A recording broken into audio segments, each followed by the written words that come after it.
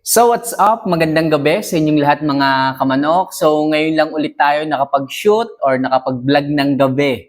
Okay, so na-miss ko tong ganitong klase ng vlogging kasi kalimitan, umaga po tayo, madaling araw nag-shoot para sa ganon marami po yung pasok ng information sa ating utak para hindi tayo medyo nakakalimot, lahat natatalakay natin. Ngayon, brown out maghapon. Kaya pinilit ko na sagutin ang inyong mga katanungan simula nung nagka-power kanina. Okay, so ngayon po ay gabi at sisimulan ulit natin na sumagot sa inyong mga katanungan kasi ang dami talagang nagtatanong. Kaya ako ay lubos na nagpapasalamat sa ating mga kamanok, sa mga subscribers, sa mga viewers, kahit hindi pa po kayo subscriber ng ating channel, nagpapasalamat pa rin po ako dahil nagtatanong po kayo. Ibig sabihin, trusted and maayos po yung ating recommendations na ibinibigay. Alright? So, wag natin masyadong patagalin. Maraming nagtatanong, mas mahalaga yung oras para masagot natin yung mga katanungan ninyo. Okay? So, ang unang katanungan po ay galing kay Sky Cruz. Ayan, so mega shoutout Sky. Ang tanong mo is, Kamamay, yung manok ko po na nagtagumpay, after 2 days, binigyan po ng pagkain ng tito ko. Ngayon, hindi natunawan. Paano ang gagawin ko? Sana masagot niyo po, Kamamay. Salamat po and God bless. Okay? Sky, actually po, ang inyo pong mga alaga, kung kayo man is namasyal, okay, nagtagumpay, masaya kayong umuwi, minimum po dapat ng 3 days. Okay? 3 days po dapat minimum na hindi nyo po muna sila bibigyan ng pagkain dahil stress pa po sila eh. Okay? Maliit man o malaki, kailangan 3 days minimum kayo bago magbigay ng pagkain. And recommend ko po, piliin po ninyo ang ibibigay ninyong pagkain. Hanggat maaari, kung maaari, hinog na saging na saba. Sa unang pagbibigay ninyo, hinog na saging na saba para soft digestion lang po muna ang mangyari sa inyong mga alaga. Hindi pa po sila po pwedeng bigyan ng mga dry feeding. Pwede rin po yung mga baby chick booster na wet feeding, konting-konti. Po pwedeng kalahating kutsara muna. Ganun lang po kakonti. O kaya mas maganda dyan yung saging na hinog. Yung malambot na malambot talaga. Yung lugnot na lugnot. Hanggat maaari pwede 1 hanggang 2 kagat lang muna para lang hindi ma-dehydrate yung manok. Pero kung bibigyan nyo po agad ng full feeding, 35 grams, naku, malaki yung tsansa na hindi matunawan. So, ayun na nga. Sabihin natin, nandun na tayo. Ang manok, hindi na nagtunaw eh. Pasensya na, nangyari na yung nangyari. Nabigyan na ng pagkain. Hindi na nagtunaw yung manok. Anong gagawin natin dito? So, syempre mga kamanok, kailangan ko pa rin kayong tulungan. So, magbibigay tayo sa kanila ng unli water.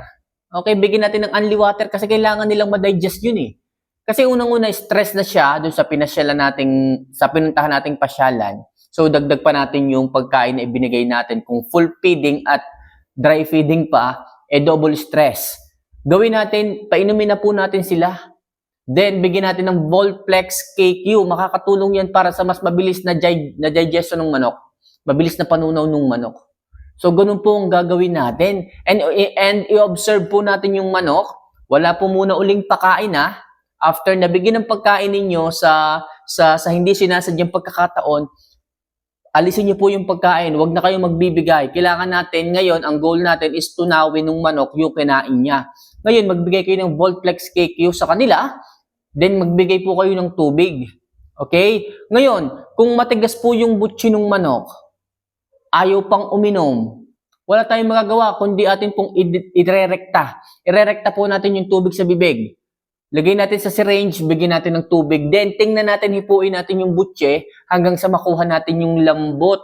Sigurado ko, alam nyo po yung lambot ng butse na satisfied yung manok. Kasi, okay, pinalusog nyo po sila Ginawa nyo po silang healthy Araw-araw hahawakan nyo yung butse kung ano yung consistent ng butse niya, ganong kalambot. Dapat alam nyo rin po. Okay, kung ganong karami ang tubig na inyong ibibigay through syringe sa kanyang bibig para po guminhawa yung kanyang pakiramdam.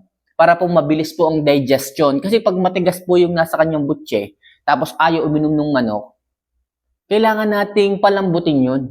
Okay, para po mas mabilis ang digestion. So sabi ko nga, kukuha tayo ng syringe, irerekta po natin sa bibig para magkalaman yung kanyang butse ng tubig at ma-digest niya ng maayos yung kanyang pagkain kinain. Alright? So, sabay natin ang Voltplex para mas mabilis po ang panunaw. Kasi yung Voltplex, pampabilis po ng panunaw. Kung walang Voltplex, pwede po ang True Grit. Pwede rin po yon para makakatulong din po yun sa panunaw. Kung wala lang po. Pero first choice nyo po is Voltplex Kekyo. Okay, gawin nyo po yan. Kung nakikita po ninyo, every 4 hours, umiipot yung manok, mas maganda. Every 4 hours, nakikita nyo, nagdadigest yung manok, mas maganda. Okay? So, pero kung hindi po talaga nagdadigest, ayaw umipot ng manok, na-stress, anong gagawin natin? Atin po yung imamanual. Dito po natin padadaanin ulit sa bibig yung kanyang kinain para mailabas. Kasi po pag nabulok po yun, na-contaminate po yun, mas may stress yung manok. Mas mahihirapan yung manok, baka mag-abroad. Okay? So, palilipasin lang natin ng 1 araw or 2 araw, kung hindi talaga nagbabago, kaya iniiwasan natin na makontaminate po yung pagkain. Mapanis po sa loob yung pagkain bago ma-digest. Okay, so ngayon, pagka nangyari ngayon, wag naman sana, rerekta po natin na ibabalik natin yung pagkain sa bibig. Anong tawag doon? Pasusukahin po natin. Kasi yun po talaga ang tamang gawin para po manumbalik yung kalusugan ng manok, yung sigla ng manok. Okay, so sana po makatulong at kung halimbawa po kayo po ay may update, pwede nyo po akong i-message ulit or i-comment ulit dito kung ano mang update sa kanila. Okay? So, next question. Ito, hindi pala to question, So, nag-comment lang si Raymart Orua. Ayan. So, maraming salamat, Idol, sa pagsagot. Legit ka nga talaga. Mga kamanok, ako po ay ordinaryong tao lamang at ako po talaga ay sumasagot sa inyong mga katanungan. Yung iba kasi hindi naniniwala. Okay, kaya yung iba ayaw magtanong, hindi naniniwala. Pero mga kamanok, lahat po ng inyong inilalagay dito, nababasa ko po yan at isa-isa ko po yung sinasagot. Kaya wag po kayong magdalawang isip na magtanong at maghintay ng sagot ko. Sumasagot po ako mga kamanok, especially sa mga baguhang nagtatanong at medyo nangangailangan pa talaga ng kasagutan sa kanilang mga tanong. So next question, galing kay Chito Gadaingan. Ayan, so Idol, di masamang magpakain ng manok pag gabi na? Gabi na kasi ako umuuwi sa bahay. Wala pong problema. Ang pagmamanok po ay para sa lahat. Kahit anong oras mo po yung pakainin, wala po kayong magiging problema. Kahit alauna ng madaling araw, wala kayong magiging problema. Kamanok, anong diskarte? Alright? So mga kamanok, eto, para sa mga nagtatrabaho, sa mga busy talaga, pero syempre, passion natin ng pagmamanok, hindi maaalis sa ating puso. Ika nga sabi nung iba, kapag gusto, may paraan. At kung ayaw, itigil mo ang pagmamanok. Pero syempre, sa mga may gusto at hilig passion talaga, yung pagmamanok, hindi po pwede itong hadlangan. Ganito po ang diskarte. Kung kayo po ay gabi na umuuwi, ang gawin nyo na lang po dyan is 1 day, 1 eat na lang po ang inyong mga alaga para hindi rin po sila nai-stress.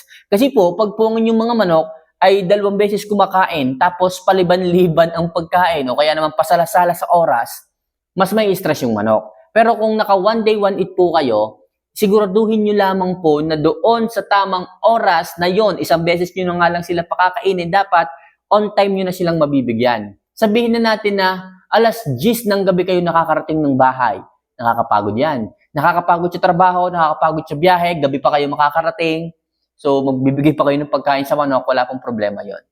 Mag-a-adjust yung manok sa 1 day, 1 eat. And make sure lang mga kamanok na gumamit kayo ng fermented Jackie Oats para sa mas magandang digestion ng manok, para sa magandang gut health ng manok.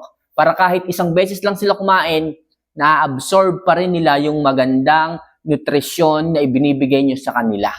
Okay, make sure nyo lang mga kamanok, sa pag 1 day, 1 eat ninyo, tapos gabi pa kayo umuwi, dapat ilan lang yung manok ninyo. Sabihin natin 5, okay na yon. Pero kung kayo ay magpapakain ng 15 o 50 manok, lahat nasa tipig, gabi na, good luck. Masyadong marami ka manok. Pero kung halimbawa 5 lang ang manok mo, wala kayong magiging problema. Pwedeng ilagay mo sa cage, okay, ilawan mo isa-isa, pwede yon. Basta on time mo siya mapapakain sa 1 day, 1 eat. Ang susi dito, fermented Jackie Oats para mas magandang assimilation ng pagkain, ng nutrients, okay, para hindi masyadong bumagsak yung pangangatawan, si Jackie Oats ang susi. Nandiyan ang mataas na amino acid na siyang susuporta sa muscle ng manok, sa muscle mass ng manok para mag-build pa rin ng pangangatawan at makuha pa rin yung ganda ng pangangatawan kahit 1 beses at gabi ka na umuwi sa bahay nyo para magpakain ng manok. Okay? Para sa akin mga kamanok, kahit kayo ay busy, kahit kayo ay nasa trabaho, ginagabi, meron pa rin kayong time okay, para mag-alaga. At yan nga po sinasabi ko sa inyo, one day, one eat. Yan ang magandang benepisyo ng one day, one eat. Yung iba ayaw lang maniwala, pero ako nagsasabi sa inyo mga kamanok, pag naka-adapt, na-adapt, nasubukan, natutunan ninyo ang one day, one eat, sabihin nyo naman, maraming salamat kamamay. So mga kamanok, medyo humaba yung ating kasagutan. Anyway, pasensya na po, tatlo lang o ilan lang katanungan ng ating nasagot. Huwag kayong mag-alala, sa susunod na video, pag-usapan naman natin yung katanungan ng iba nating mga subscriber. Okay, so ayoko lang masyadong humahaba yung video, pero makakaasa kayo, nagagawa ulit ako ng panibagong video para sa mga tanong nyo naman. So sana nakatulong po mga kamanok yung ating mga kasagutan na ibinigay sa ating mga subscriber na nagtatanong. Hiling ko lang sa inyo mga kamanok na huwag nyo sana kalimutan din na mag-subscribe, mag-like at magtanong sa comment section kung may katanungan kayo bilang suporta nyo na rin po sa akin. So paano mga kamanok, see you for our next vlog. Mahal ko po kayo. Paalam.